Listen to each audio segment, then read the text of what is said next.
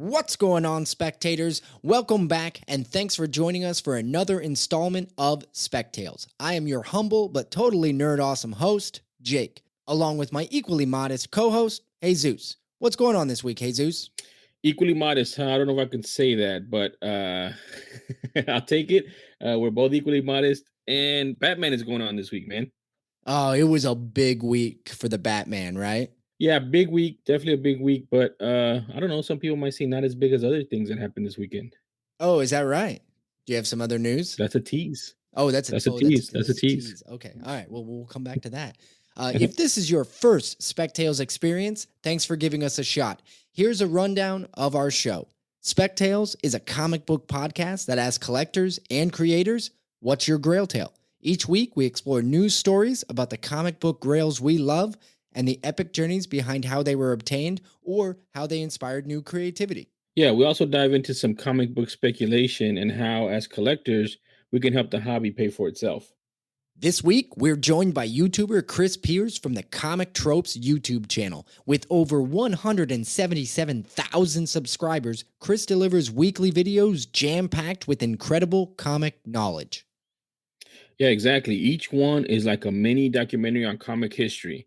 Chris joins us to discuss some of his white whales and an unexpectedly large amount of Jim Shooter history. We got a little into the Jim Shooter weeds, didn't we? I wouldn't say a little. I would not say a little.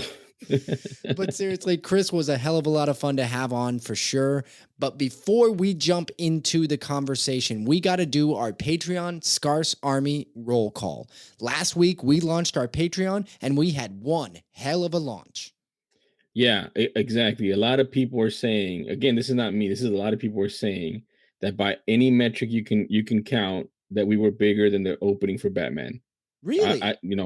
Yeah. I mean, any metric you can. I mean, box office, ticket sales, theaters open. We were bigger than that. Well, that is so nice of other people to say about our Patreon launch. I mean, we wouldn't say that about ourselves because we're humble and modest, right? But, yeah, we're modest. We're really modest. We would not say that. I'm just saying a lot of people are saying that. Okay, so we launched a Patreon and we need to do our shout outs for the first round of Scarce Army members. Let's kick it off real quick with Guido from the Deer Watchers podcast. Follow that up with Jake Dash, Matt Braun, Henry from Black Market Comics, Paul Cook, Sector 2815 on YouTube, and Adrian, aka Actual Dracula, on YouTube. Yeah, follow those up with Aaron Churchill, Mike Thompson from the 10 Cent Takes podcast, Jason from Certified Comic Shop, Mike Bowley, Brew Crew Fan 77, and last but not least, Aaron Lewis. That is the first class of Scarce Army members. Thank you, all of you, for signing up or subscribing to our Patreon. We sincerely appreciate it. Now, they're all enjoying all the perks of subscribing to our Patreon for $3.99 per month. And if you want to know more about supporting the show, you can search Spec Tales Podcast on Patreon, or you can click the link in the show notes. We're delivering benefits through the entire month of March, including our Scarce Army Book Club Discord channel, where we're currently discussing Moon Knight Volume 7. You can also find us on Twitter at SpecTalesPod and on Instagram at Spec_Tales_podcast. So, always teach cosmic beings proper waste management and never underestimate the power of a hug. This is episode 34. This is a conspiracy. That's what this is. Just begging to course its way through your veins. Let's just for a moment speculate, shall we? You're into comic books, aren't you? I'm a nerd. But you do like comic books. Comic books aren't just for sad nerds anymore. Do you think we need one more? Strange things are afoot at the Circle K. Do you think we need one more? Objection, calls for speculation, move to strike. This is a bad idea. This is a bad idea. All right, we'll get one more. Spec Tales, a comic book podcast with Jake and Jesus. Once again, thank you for all you spectators out there for tuning in. Another week and yet another incredible guest for Jesus and I to welcome to the show. This week, we're joined by Chris, the host and creator of the YouTube channel Comic Tropes. Chris, welcome to the show.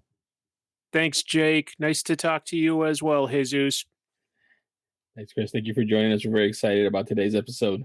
Yeah, you can tell by my super high energy hello there that I am a podcast expert. You've been around. I'll perk up. Oh, we're good. We always ramp up. The ending is really where we shine. Oh, The good. crescendo, if you will. For those who are not familiar, Comic Tropes is a YouTube channel that analyzes comic book history and techniques. Did I get it right, Chris? I think that summarizes it very, very well. Thank you. You're welcome. But I will ask you, would you mind digging a little bit deeper? Where did Comic Tropes start? It started when I was getting laid off from a job that I'd moved across the country for and I really liked. And I knew I'm like just sort of a workaholic. I needed a project. I needed a project to keep myself busy until I line up my next job. And I was like, well, what can I just easily talk about? And the one thing I feel like I know, or at least am passionate about, is always comic books, all sorts of comic books. I can always talk about the history and the techniques. There's a lot of useless trivia up in my head. And so I decided I'd put that to use. And yeah, I've just been going ever since. Well, I think it's pretty amazing what you do on a weekly basis, just in terms of content. There's no other way to put it.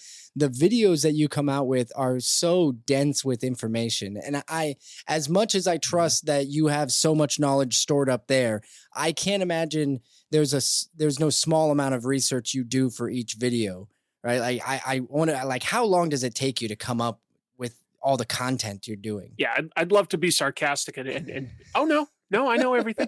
But no, of course I do a lot of research. And so technically it isn't like I do one episode, okay, finished it, time to move on to the next episode.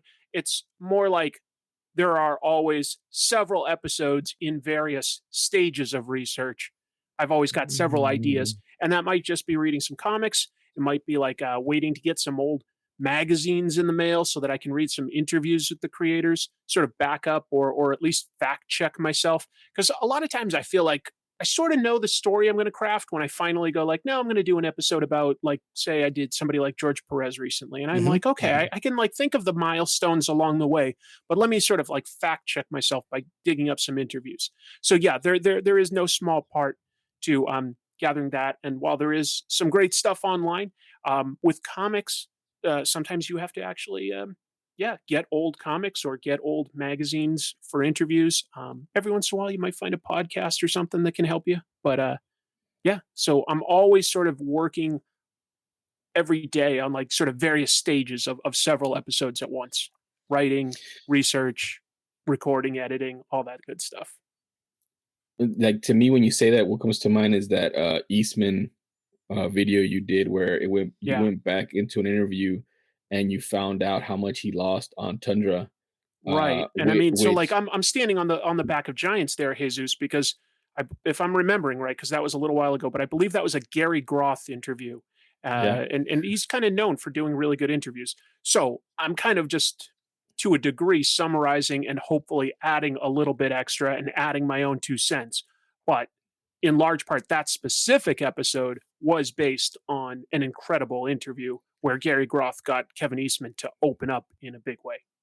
Yeah, basically 9 of 14 million lost in Tundra. And then also part of that, like the reason why I love the stuff that you do too is like that also leads into Tundra bringing kind of a precursor to Image, right?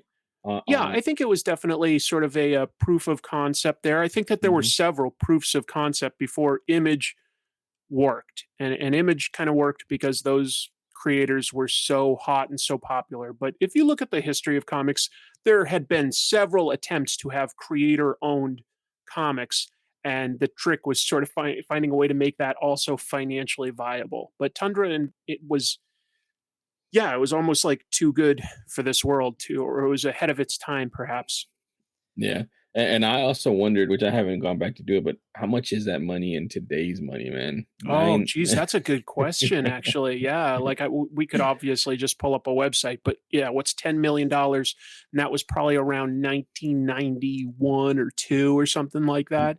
In today's dollars, well, obviously a hell of a lot more. Yeah, it's got to be a lot more. Jesus, are you crunching the numbers over there? Yeah, I'm actually carrying the one right now.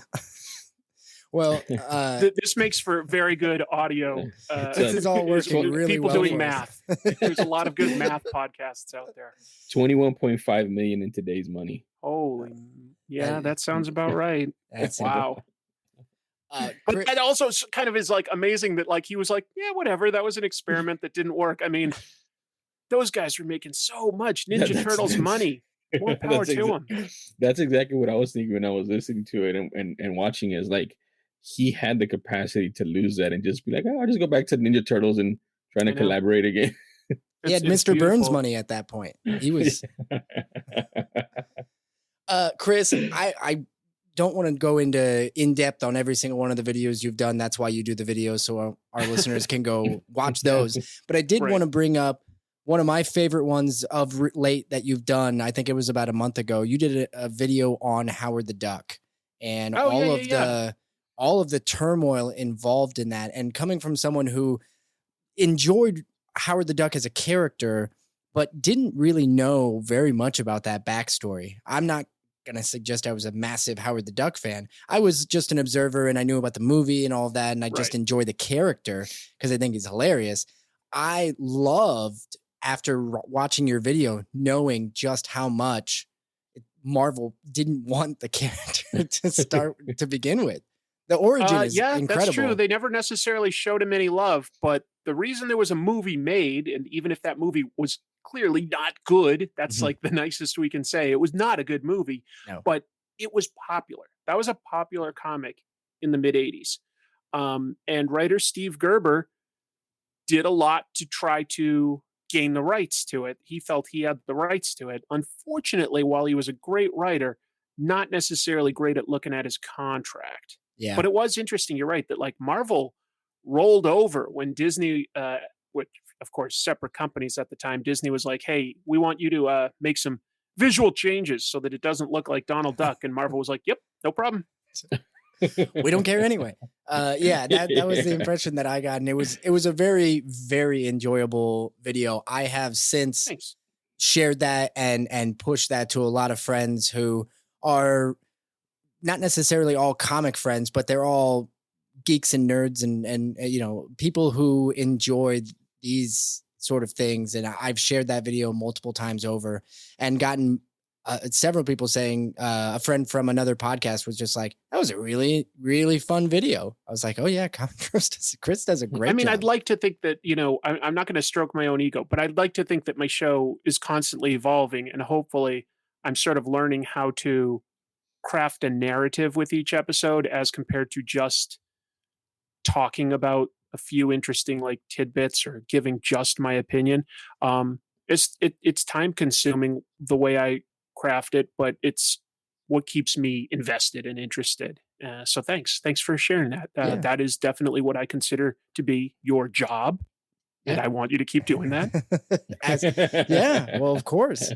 Well, our job or my job for this specific episode is to get us rolling on our 3 segments. Now, for those of you listening out there who are new, not familiar, our show has 3 basic segments. We always kick everything off with recent pickups, where we go around the horn and we talk about a recent book or collectible that we've gotten since the last episode, or in Chris's case, just recently. And then we move into Jesus and I's favorite segment of our show, and that is the Grail Tale segment. And this is where we ask you, Chris, to give us to talk to us about your Grail, the thing you hold most dear that is comic related, whether it is an actual comic book or just a fixture you hang on your wall or something like that, comic related, that there may be a cool story behind or something that, an anecdote about it. From there, we go into speculation.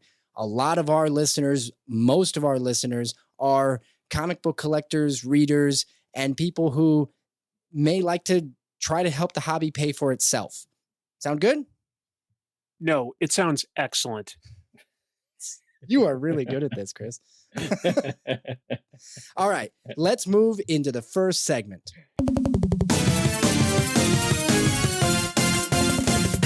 Recent pickups. That's awesome, guys. Did one of you make that? We have a friend who is a composer who made that. So Very nice. thank you very much. Yeah, we're that's recently new for the show are those little mic or those little drops. So thank you. In the podcast biz, they call that production value. Hey Zeus, you always kick us off in recent pickups. I will let you go first.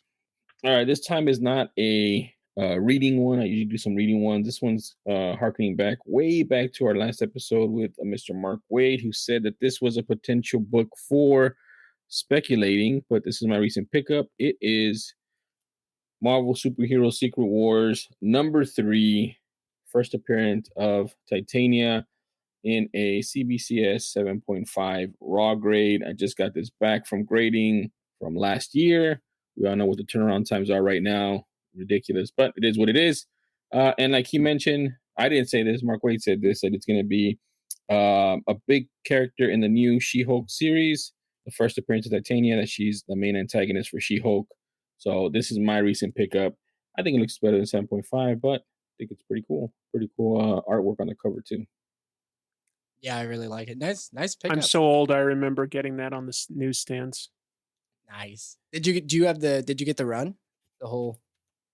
I did. I don't have it anymore. I sold like almost all my comics when I moved across the country 8 years ago. And every once in a while, yeah, it stings to see something like that. And I was like, should have held on to that. But I couldn't have held on to all of it. I had a really large collection and I just had to, I don't know if you guys have ever done that, but like at a certain point, you just sort of have to shed some of it. Yeah, definitely. That was great. Mike Zeck still did the artwork in that issue, right?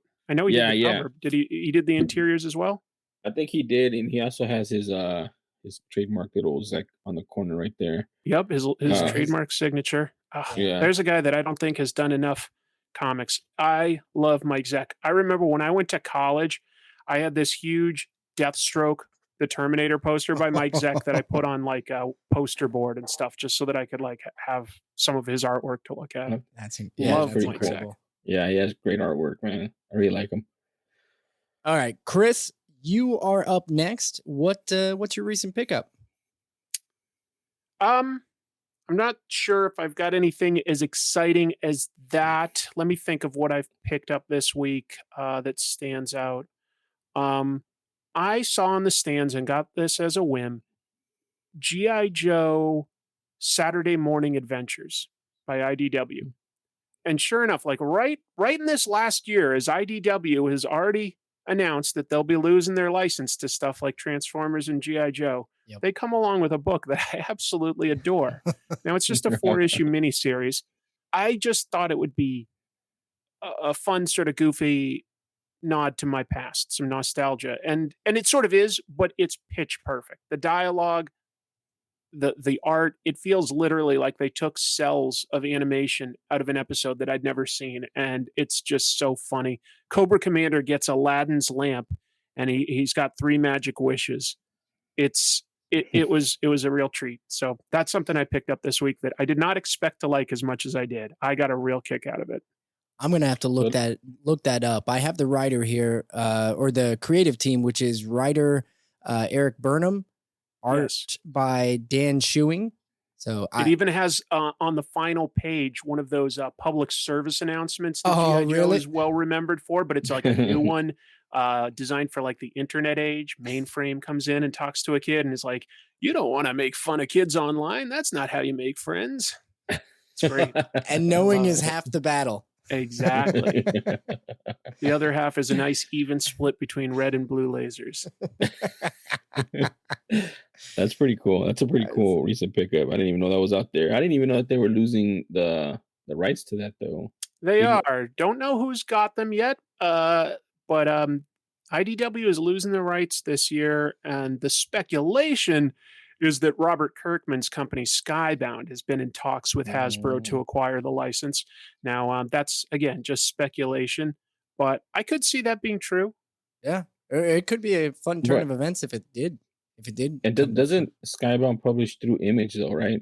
Yeah, they do. Yeah. G.I. Joe is interesting. You know, I grew up with it and it was super popular in the 80s. It doesn't seem to quite connect with audiences in the same way today. They had that movie this year and I liked it okay, but it clearly bombed. It did not connect with audiences in a big way. So something about that sort of like rah-rah America #1 doesn't necessarily connect in the same way that it did in the 80s.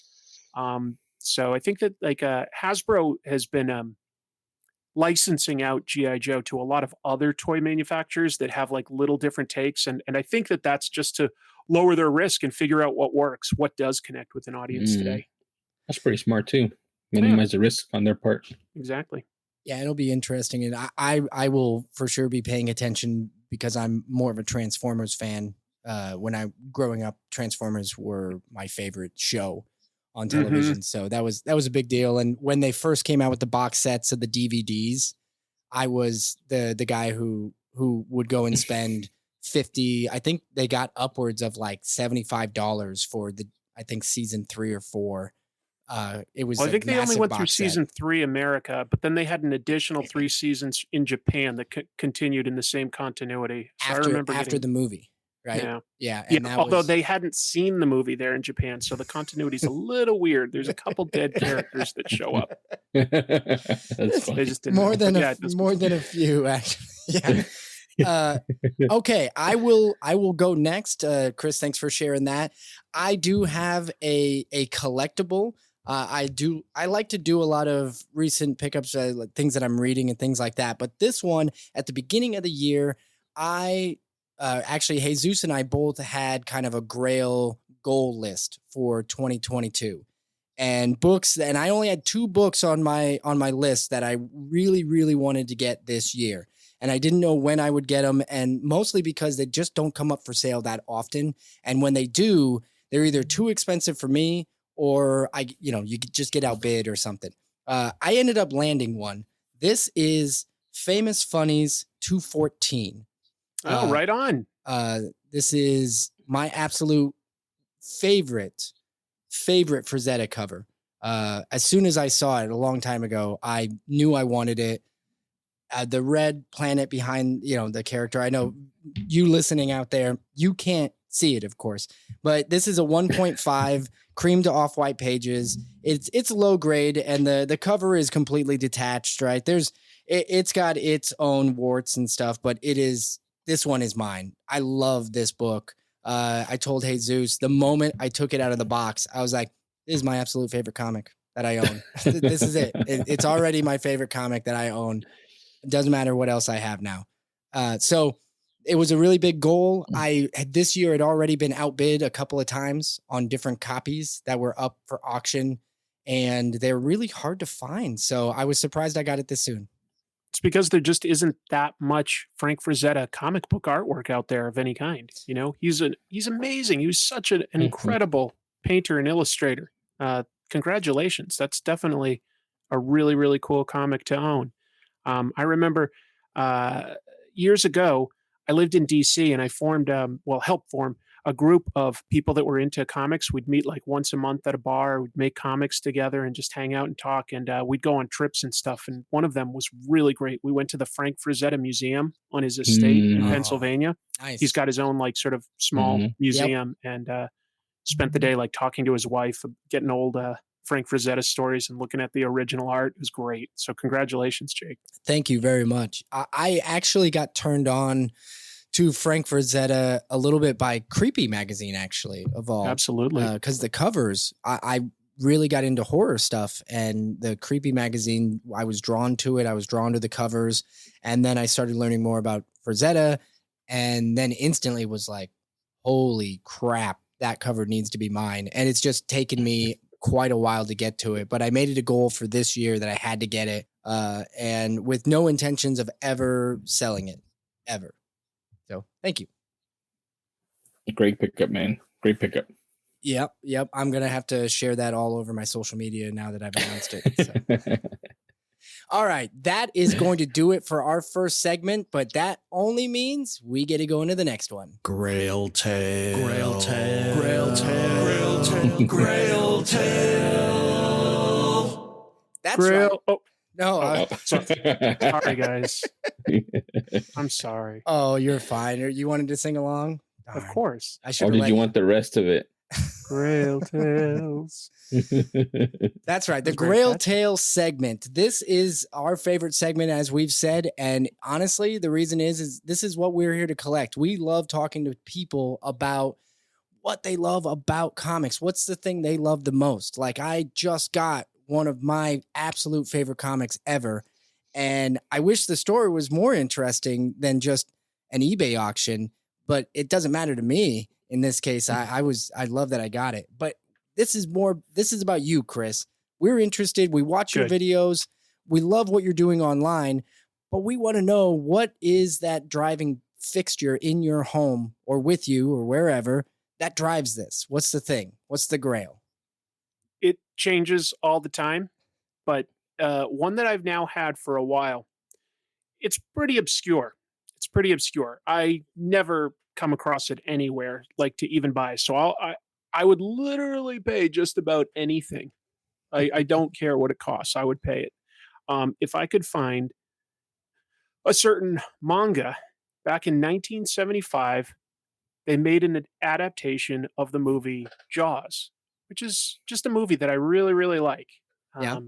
Connects with me. I grew up on a coastal town and in Massachusetts, so it felt very real to me in a way when I was young, and I still like it for its craftsmanship as I got older. And technically not a manga. It's called a gekiga, which really is more just sort of like a highfalutin way of saying comic book, like comparing it to graphic novel, for instance. Okay. But so there was a single adaptation, and I would just love to see that. I don't know. I've seen pictures of some of the pages. It's pretty over the top violent, maybe like more brutal than the movie. But it's just so weird and so rare that's been like sort of the fun thing that I've been hunting for a long time. Like, going to various online Japanese bookstores and slowly translating what it says, creating a profile and a search, and saving those searches in case one ever shows up. Do you know how many were published? I don't think it was a lot. I don't think that there would have been a reason to. And the publisher also, I'd never heard of before. It's called Herald Books, which is not one of the major publishers that does, things like Weekly Shonen Jump. It's not a Shueisha or anything like that. It's something called Herald Books. Not familiar with the artist, writer, or anything like that.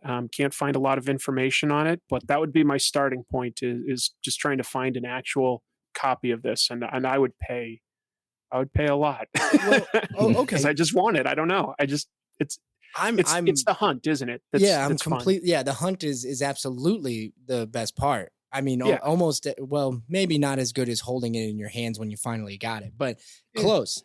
But now I'm curious, was it a promotional piece? Like, I don't even know who owned the rights at the time for Jaws when they produced it, but why did they let somebody, like, why? Yeah, it's an official adaptation from what I've read, which every once in a while other countries will do things like that, and we do too, Star Wars and stuff, but it wasn't super common. So it's just this weird anomaly that I don't know a whole lot about. Like I say, all I've really seen are a few scans on various pages where people are like, yeah, like 10 years ago, I found this weird comic, and look at these pages.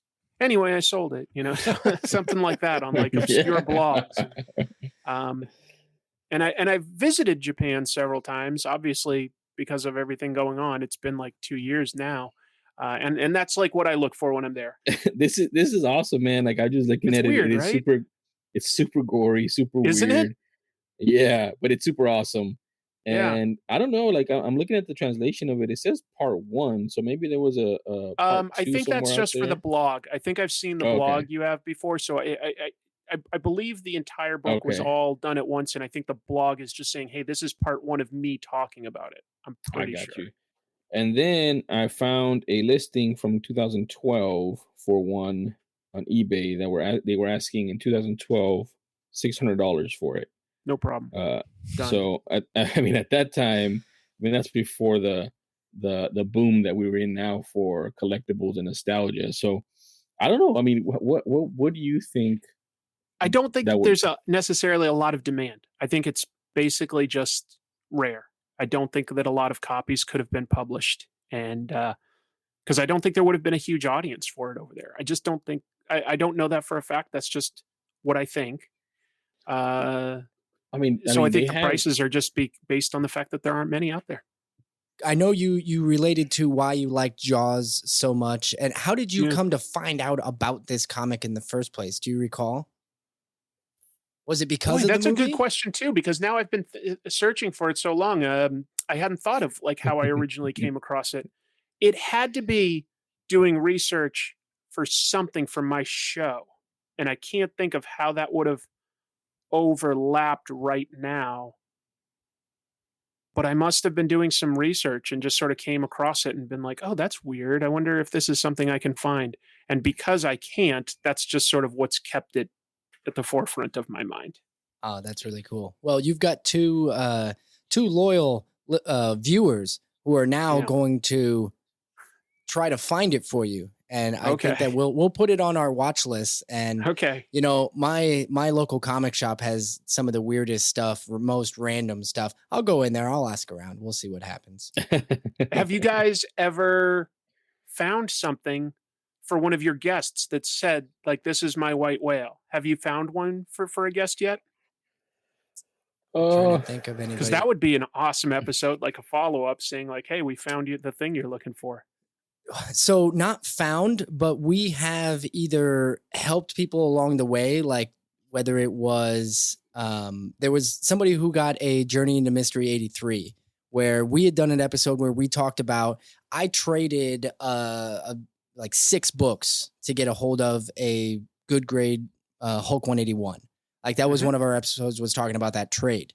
And I don't recall everything that I said in it, but I said a few things that one of our listeners, he heard it and he messaged me online. He said, I don't know why I never thought of this before. What you said on your show made me realize I could sit around on all these collectible books that I've been holding for years, but all I really want is a Journey into Mystery 83.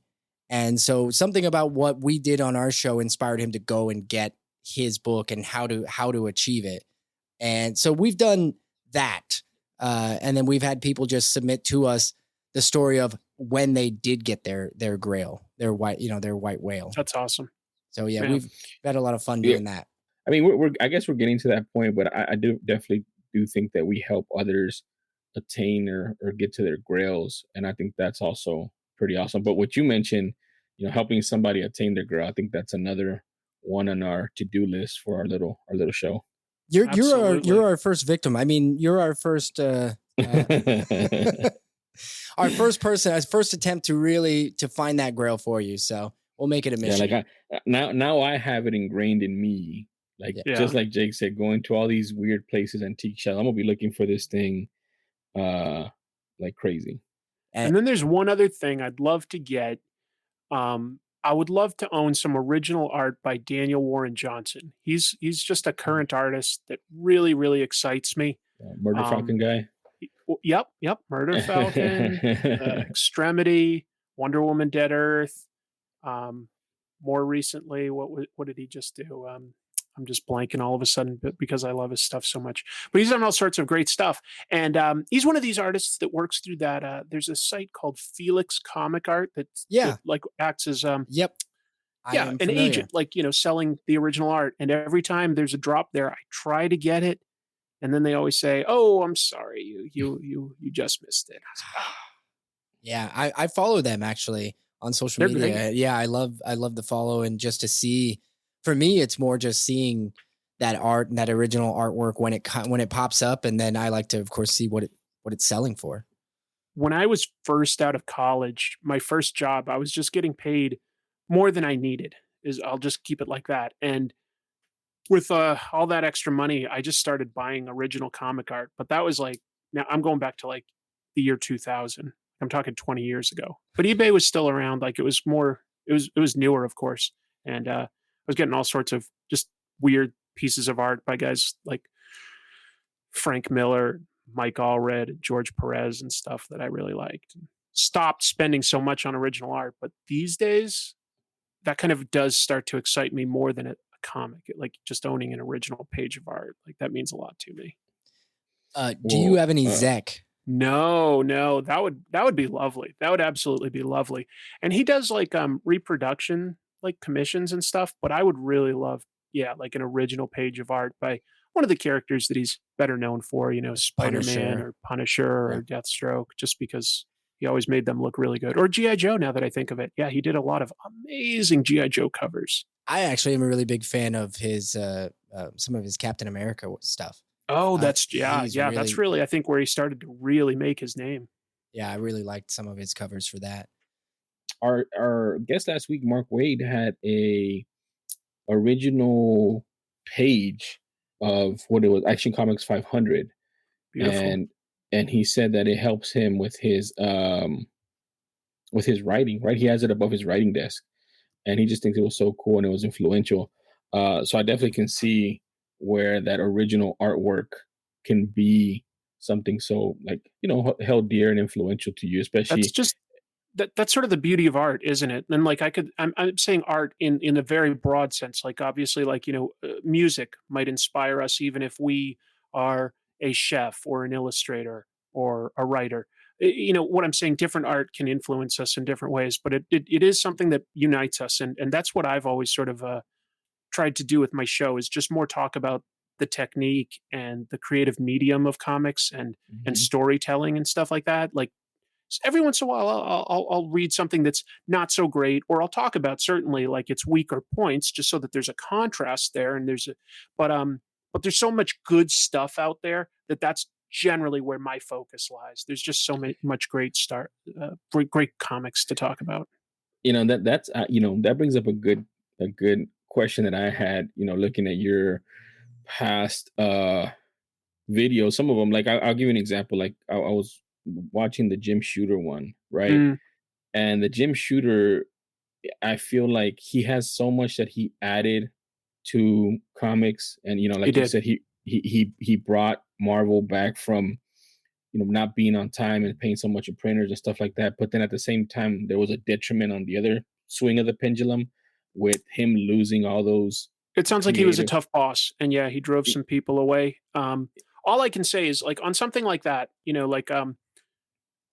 my video does not necessarily come out making Jim Shooter look great. I try, I give him a lot of credit. I do. I think the stuff that he's accomplished in comics is fantastic and should be remembered. But it is also always going to be filtered through my opinions, and I got to be me. So, he's a guy that, like, I've also think has made some mistakes. And so, yeah, that's sort of an example of a video where I don't want to say negative, but it's certainly like not all just like, glowing exaltation of accomplishments. And I don't feel great about that sometimes, but I always want to be honest. That's the thing. That's exactly what I was going to say. Like, you can't. I think there was a movie that came out recently about, it was what is it, World War I or II, the one where Chamberlain was in, and trying to in the UK trying to make a deal with Hitler.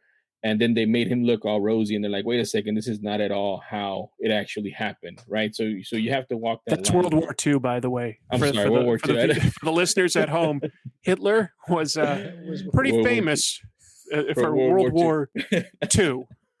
I'm just going to clarify. I'm not the greatest at history. That's why I like you. That's why I like your videos, because they teach. I'm just giving you a hard history. Time. I had one or two, or maybe it was Vietnam, but there was this guy. I mean, one Hitler. of those wars, And from what I understand, he was a bit of a jerk. Don't quote me on that. But no, I will. No, but that's what I'm saying. Like, it is what it is. It is what it is. This person wasn't good. This person, not that it wasn't good, but they had negativity towards them, or some aspect that was negative towards them. And if you color it in all rosy colors, it's not going to come out right, because that's not exactly how it happened. So that's why I'm glad that you're able to you put your opinion and your bias on it, but you're filtering it the right way as far as how it actually happened, and you're letting it speak for itself. So that's why I enjoy it. So to the rest of those comic tubers out there, you're your comic Drakes and your Matt Drapers and your cartoonist kayfabes. I am doing it the right way. Jesus, you can quote him on that. I'm doing it the right way. And Jesus, he may not know about World War I or World War II, but he doesn't. He can tell you the right way to do your YouTube videos. That much he knows. I appreciate that. Let me just say one last thing, just because we were talking about like original art. If you guys ever have the opportunity, Eric Larson, I know that's like a big guest, but who knows? He's been pretty friendly with doing interviews and stuff. That's a guy that owns a lot of original art and has lost a lot of original art. Really? Well, he had a house burned down a long time ago now. I've never heard him necessarily talk about that aspect of it, but it's been so long that maybe he would be willing to open up about something like that. And that's always a shame, just to think that, there's certain Jack Kirby pages that just aren't out there for anyone because of natural disasters. And I'm not saying exclusively what happened to Mr. Larson, just that, like, that's a thing that happens to some of this original art. It's one of a kind. It's a tragedy. Yeah. Well, we were talking about that a couple episodes ago with Tencent Takes Again, and we hadn't really talked about safeguarding your collectibles. Like for me, I'm in Houston. We have hurricanes, we have flooding, so I have to put stuff up high and just hope that we don't flood that high or what have you. They were talking about the same thing that you mentioned, which is fires. So they have to have fireproof, safes or what have you to put their stuff in. But yeah, it's true. Once it's gone, I mean, one of a kind stuff. It's gone. There's nothing we can do about it. And that is sad. But man, we'd love to have Mr. Larson on and get his take on that too, if he's willing to do something like that. Yeah, we'll follow up with him. Yeah. All right. That is going to do it for the Grail Tale segment. Chris, thank you so much for sharing that. We'll do our best to help you out in finding that Jaws book. We'll see what happens. We'll follow up with you down the road. I expect it within the month. If not, our name is in Spec Tales. Yeah, right. Oh, we're gonna have to change our name. God. All right, moving into the next segment. Speculation. That is right. The speculation segment. This is the one where we're going to talk about something, whether it's comic books or something comic related, that we feel is either undervalued or has a lot of potential to become valuable soon. Chris, you're raising your hand. What's up? Why was that so creepy? Well, what's creepy about the speculation? It's secret. That was haunting. Well, we like to scare our guests into telling us good information. That's what it is. Okay. Okay. Scare them straight. Yeah. So, Jesus, I'm going to let you kick off this segment as well. What do you think? All right, man. Might as well. Let me try to recover from my World War I, World War II, because this is also somewhat similar. This is Secret Wars #1 and also Secret Wars 2 #1 and #3. Of course, I'm talking about the Beyonder. A lot of cameo and voices and different appearances for the Beyonder. Now, I'm only talking about it because I like Moon Girl Devil Dinosaur. There's a cartoon coming out. We know that some of the cartoons, at least in the What If MCU, is now canon. So I think this Moon Girl Devil Dinosaur might be canon. Who knows? Maybe. But then they're also kicking off a Moon Girl Devil Dinosaur and Miles Morales in June, a new series, which is really exciting for me. And the Beyonder is voiced in the cartoon by Lawrence Fishburne, which is a big name. So I definitely think the Secret Wars #1, which is a cameo, it's a voice and then like a shadow. And then Secret Wars 2 #1, he's an amalgamation of different heroes in it. And then Secret Wars #3, Secret Wars 2 #3 is the first full appearance with the curly hair and his whole getup or what have you. So those 3 books, I don't know which one's going to win out on what the community is going to be looking for, but I would buy some of those right now. Well, I would say definitely the first one, because I'll tell you, Secret Wars 2, poor follow-up. There's literally a couple pages where Peter Parker has to teach the Beyonder how to go to the bathroom. That's not very good comics. That's not very exciting when you're talking about a cosmic event and you have Peter Parker explaining. He's like, the Beyonder's like, I feel an unpleasantness in my tummy. What is it? And Peter's like, oh, I'm going to have to teach you something. And he takes him into a bathroom. And I don't think that will ever necessarily become the hot item. I'm willing to stake my reputation on that one. Does it happen off panel, or do we go into the rest? Eventually, there's a long conversation, but yeah, you don't have to see it happen. It's terrible. But canonically, Spider-Man taught a cosmic being how to defecate. Terrible for comic books, but gold for comic book podcasts. That's what Thank you, Jim Shooter. Speaking of Jim Shooter, he wrote those. Well, I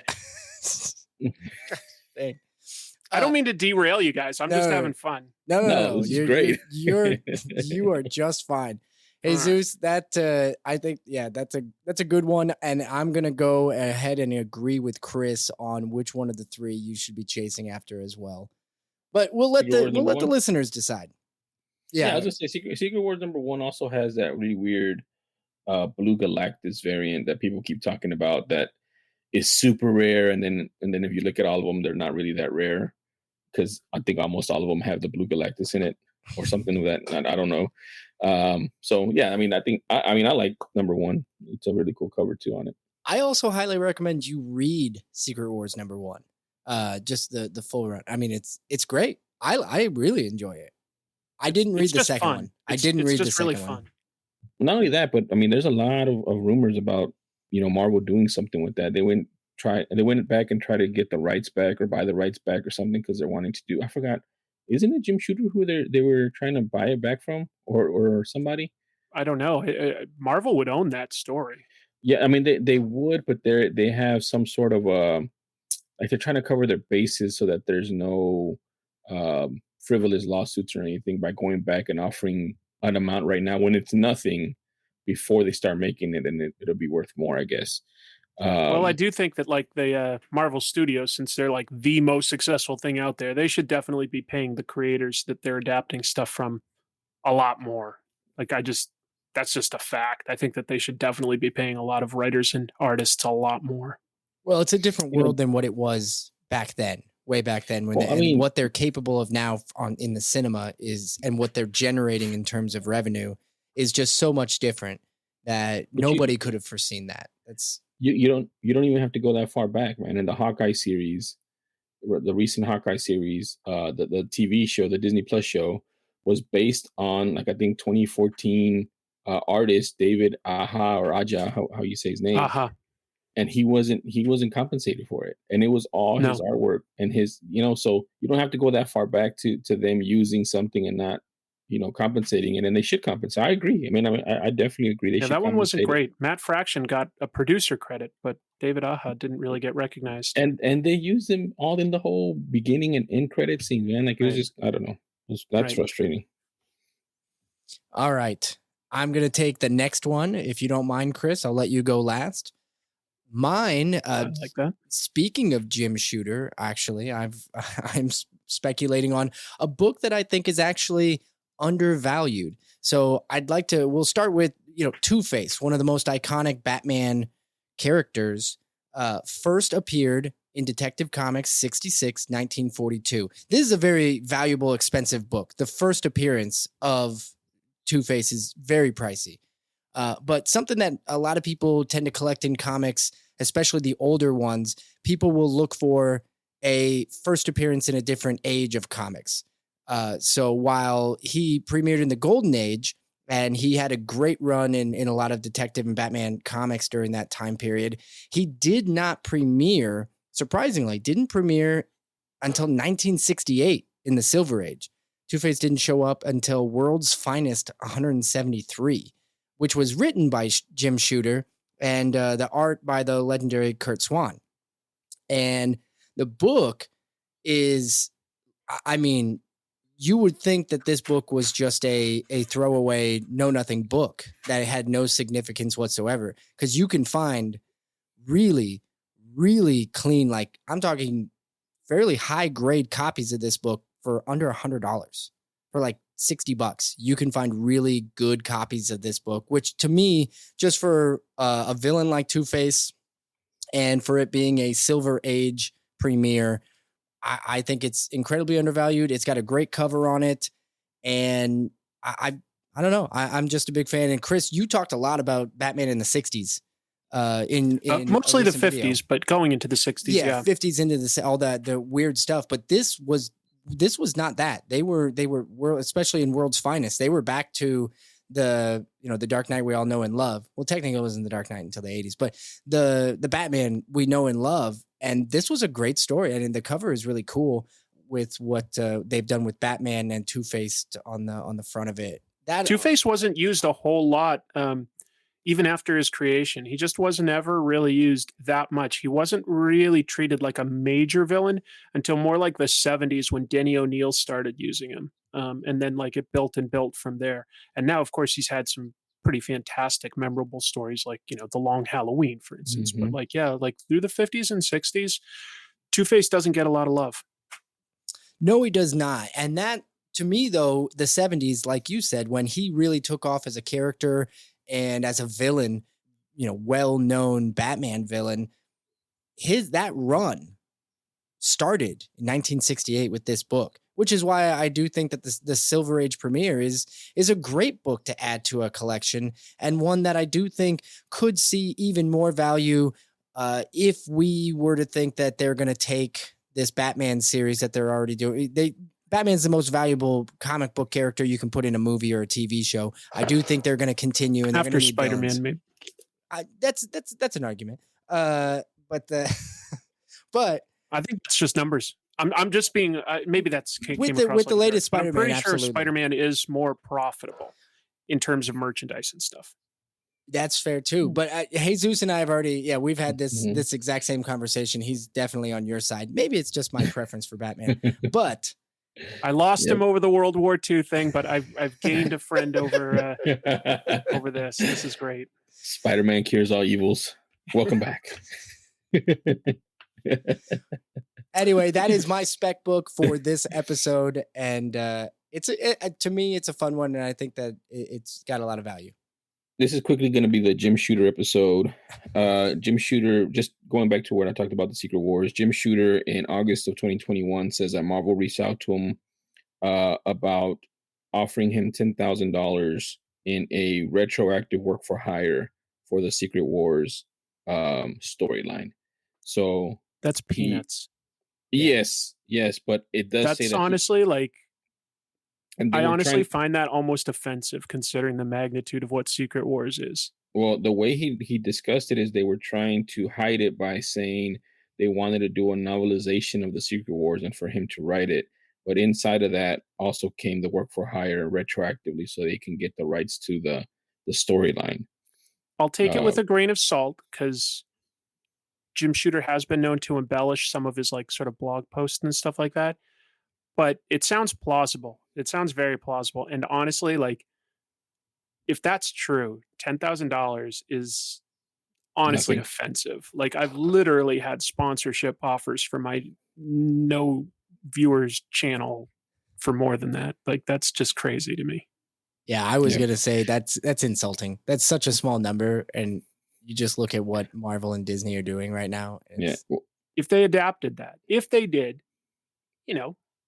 potentially you're going to make $1 billion. Yeah, and he name dropped. This was an interview on CBR.com, and he name dropped 2 Marvel executives. Interesting. So I think it does have some. That said, Marvel legally, I think could still do it without that. But it's sort of if you're going to make a token of appreciation to a creator, I don't know what the magic number is, but that doesn't sound like it to me. That's all I'm saying. Because that's news to me, and I'm stunned. But wow. Yeah, I don't think. I mean, $10,000 is peanuts to the Mouse House. But what is the number? I guess that's a good question. What would be a good number where even us, normal people who say that's fair? I think we could figure it out if we had to. Let's say, what does a Hollywood screenwriter get for a popular one for selling a big idea? What's that? Maybe 250,000 or something. I don't know what it is, but they might get something like that. they get a percentage of the budget, right, Jake? We talked about this. It's a percentage of it. Sometimes there's different deals. Yeah, you could look at it as it could be a percentage, although for the big blockbuster movies, they're not giving away 3%, right? Like that's not that is not what they're doing. But I do think that for some of the more popular ones and even the Marvel or superhero ones, you could get a few $1 million for a screenplay. I'm guessing somewhere in that ballpark.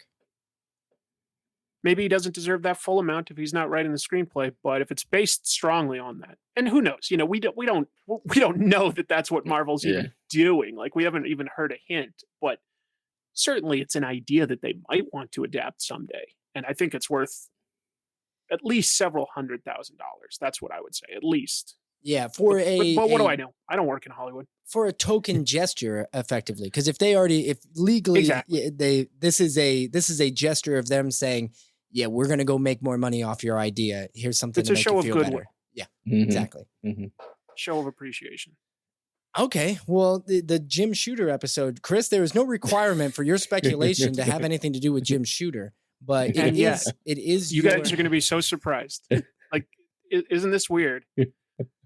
But I'm going to recommend the first appearance of Parasite, written by. No, I'm just kidding.